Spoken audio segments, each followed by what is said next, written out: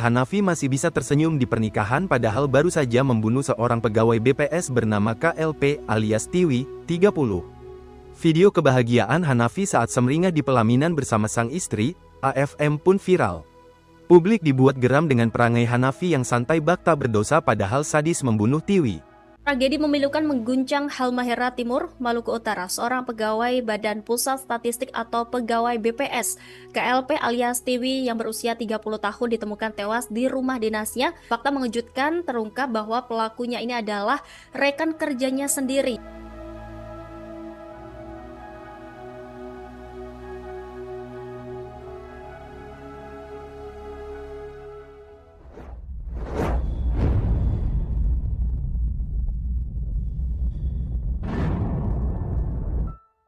Halo, Assalamualaikum. Apa kabar semuanya hari ini? Terima kasih yang sudah berkenan klik dan mampir nonton video ini.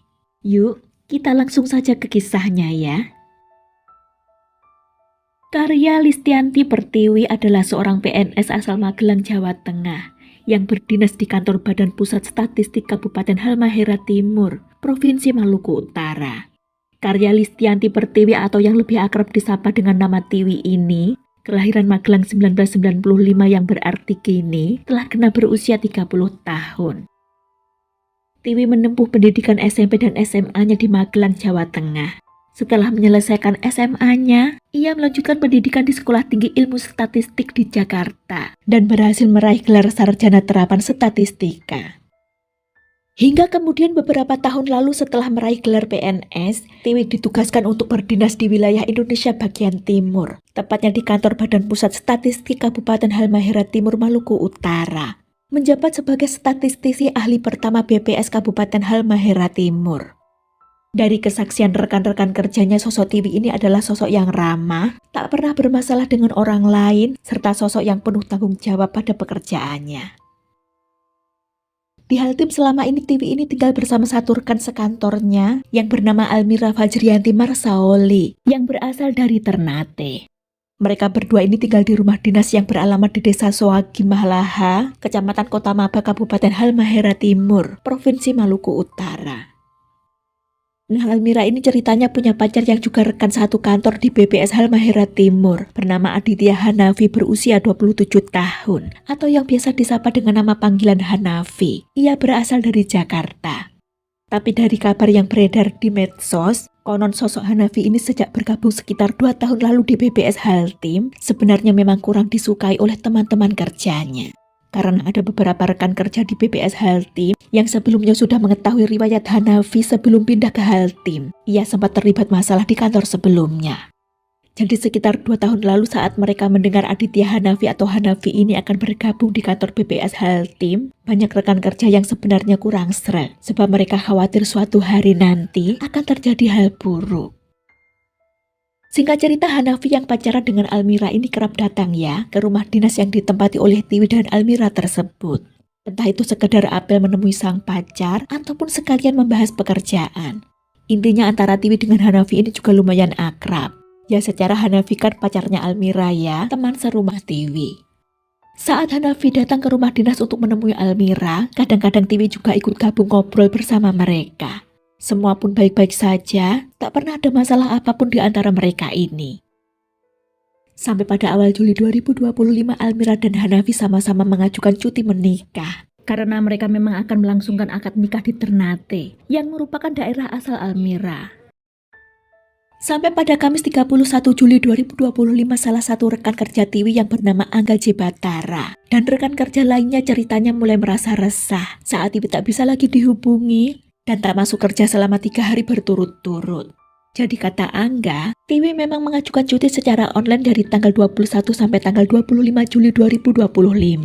Angga pun mengaku masih berkirim pesan dengan korban terakhir pada 26 Juli saat membahas pekerjaan. Setelah itu ponsel Tiwi tak bisa lagi dihubungi.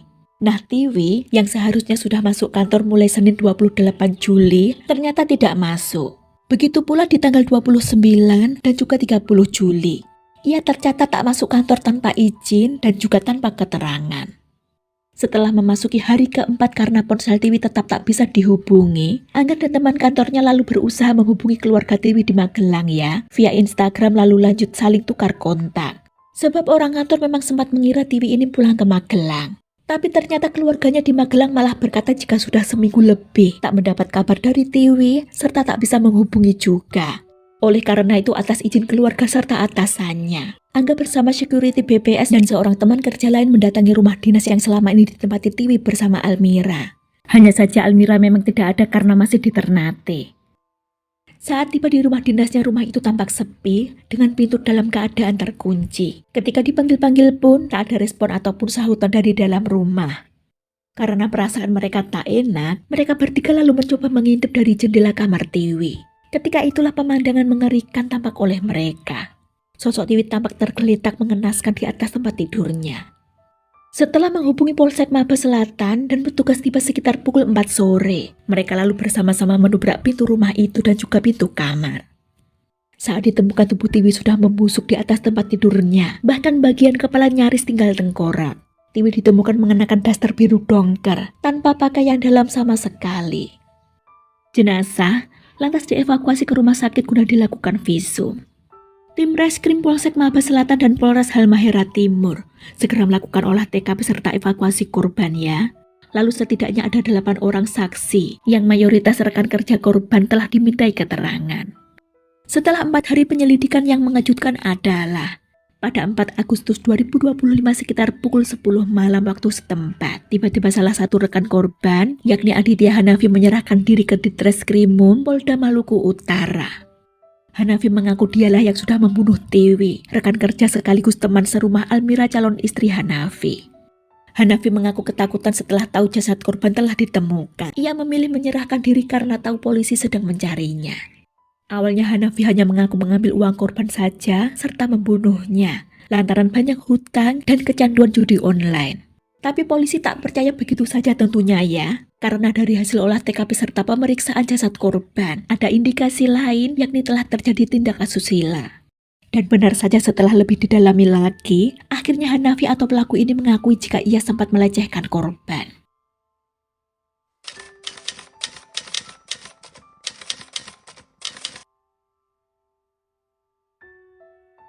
Pada 8 Juli 2025 ceritanya Almira dan Hanafi ini sudah berada di Ternate ya untuk persiapan akad nikah yang akan dijadwalkan pada 27 Juli 2025. Seminggu kemudian, pada 16 Juli diam-diam Hanafi atau pelaku ini kembali ke Halmahera Timur tanpa memberitahu calon istrinya yakni Almira. Hanafi baru menghubungi calon istrinya itu ketika sudah berada di desa Mabapura, Kecamatan Maba pada 16 Juli sore. Saat itu Hanafi atau pelaku beralasan pada calon istrinya jika ia sedang dirawat di puskesmas Mabapura karena habis mengalami kecelakaan. Tapi Almira yang juga tak tahu apa sebenarnya tujuan sang calon suami ke kota Maba, lalu meminta tolong rekan kerjanya ya, agar mencari tahu apa yang dilakukan Hanafi di Maba. Di sore hari tanggal 16 Juli itulah awal mula petaka yang dialami oleh Tiwi. Kala itu dari pengakuan pelaku, ia tak sengaja bertemu Tiwi di jalan. Hanafi lantas memanggil Tiwi kemudian mengajaknya ngobrol. Ketika itulah Hanafi bermaksud meminjam uang sebesar 30 juta kepada Tiwi. Tapi permintaan itu tak dipenuhi oleh Tiwi. Ternyata setelah itu tanpa disadari oleh Tiwi, Aditya Hanafi si rekan kerja mulai menyimpan niat buruk padanya. Keesokan harinya, Kamis 17 Juli 2025 Hanafi mulai melancarkan aksinya. Di Kamis pagi itu Hanafi diam-diam menyelinap masuk ke rumah dinas Tiwi menggunakan kunci cadangan yang memang sudah lama dibuat oleh Hanafi. Lalu sembunyi di kamar Almira calon istrinya yang berada di sebelah kamar korban. Sejak itulah pelaku memantau aktivitas Tiwi selama 2 hari di rumah itu. Lalu di hari Sabtu 19 Juli 2025 sekitar pukul 5.22 pagi, Hanafi atau pelaku ini masuk ke kamar korban, langsung membekapnya dan mengikat kedua tangan wanita itu. Selanjutnya dengan bejatnya, Hanafi memaksa Tiwi melakukan oral seks sambil tangannya menggerayangi area sensitif korban, hingga pelaku ini merasa puas. Usai melancarkan aksi bejatnya, pelaku mengambil ponsel korban ya, memaksanya menunjukkan password HP itu. Setelah HP terbuka kuncinya, pelaku membuka aplikasi Genius milik korban, lalu memaksa korban menunjukkan PIN-nya. Setelah berhasil masuk aplikasi, ternyata ada uang 38 juta rupiah milik korban di dalam akun itu. Oleh pelaku semua uang itu ditransfer ke akun GoPay milik korban. Setelahnya, baru ditransfer ke rekening bank milik pelaku. Dengan uang itulah pelaku melunasi hutang-hutangnya. Ulah keji pelaku ini belum usai. Dengan teganya diikatnya mulut dan hidung korban dengan menggunakan lakban bening. Hanafi juga membekap wajah korban dengan bantal, lantas menindih bantal itu dengan lututnya. Sekitar 3 menit korban mulai lemas. 10 menit kemudian korban kejang dan kehilangan nyawa. Aditya Hanafi atau si pelaku setelah melihat korban tak bergerak lagi, sempat membuka Google ya, untuk melihat ciri-ciri orang yang baru meninggal, guna memastikan korban benar-benar sudah tewas. Saat korban sudah meninggal ini, pelaku sempat melakukan deposit untuk judi online dengan uang korban. Hanafi tak kabur, bahkan sangat tenang bak seorang psikopat. Ia tetap berada di dalam rumah itu hingga waktu maghrib bersama jasad korban, santai sambil bermain judi online. Sebelum kabur, pelaku mengambil 2 ponsel milik korban, 2 charger HP, dan uang tunai Rp400.000. Lalu pelaku menyewa mobil untuk ke Sofivi, lalu lanjut ke Ternate. Di tanggal 21 Juli, pelaku menggunakan ponsel korban untuk mengajukan cuti secara online, dari tanggal 21 hingga 25 Juli 2025. Lalu di tanggal 25 Juli dengan HP korban pula, pelaku mengajukan pinjaman online dengan aplikasi Genius korban, berhasil mendapatkan Rp50 juta. Sehingga total uang yang berhasil diambil pelaku ini dari korban sebanyak Rp89 juta. 2 ponsel korban dibuang di 2 tempat berbeda di daerah Ngade Ternate. Kepala charger HP dibuang di laut dan kabel chargernya dibuang di dekat Masjid Al-Munawar.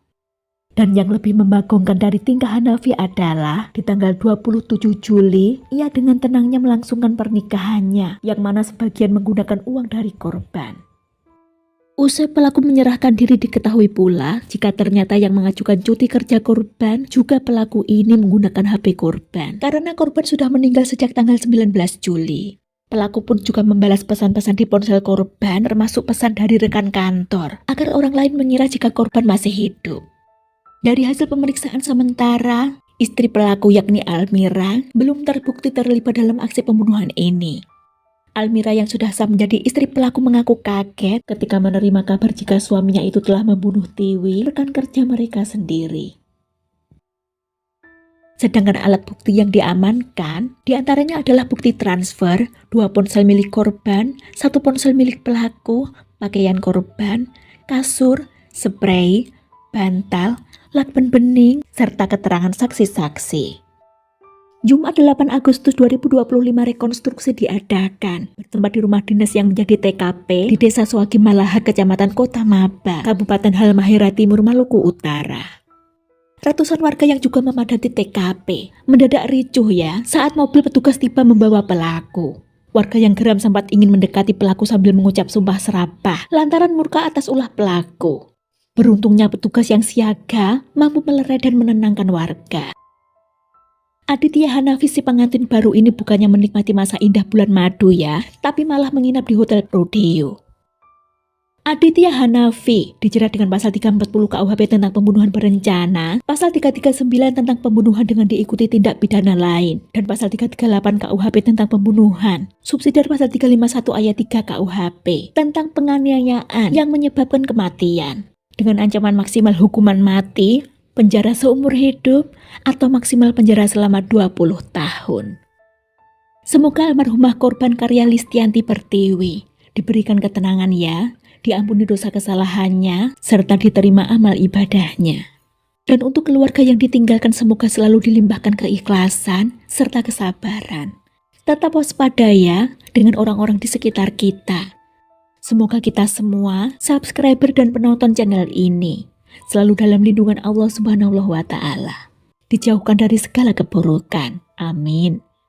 Sekian kisah ini, sampai jumpa kapan-kapan lagi. Terima kasih waktunya. Jaga diri semuanya ya. Wassalamualaikum warahmatullahi wabarakatuh.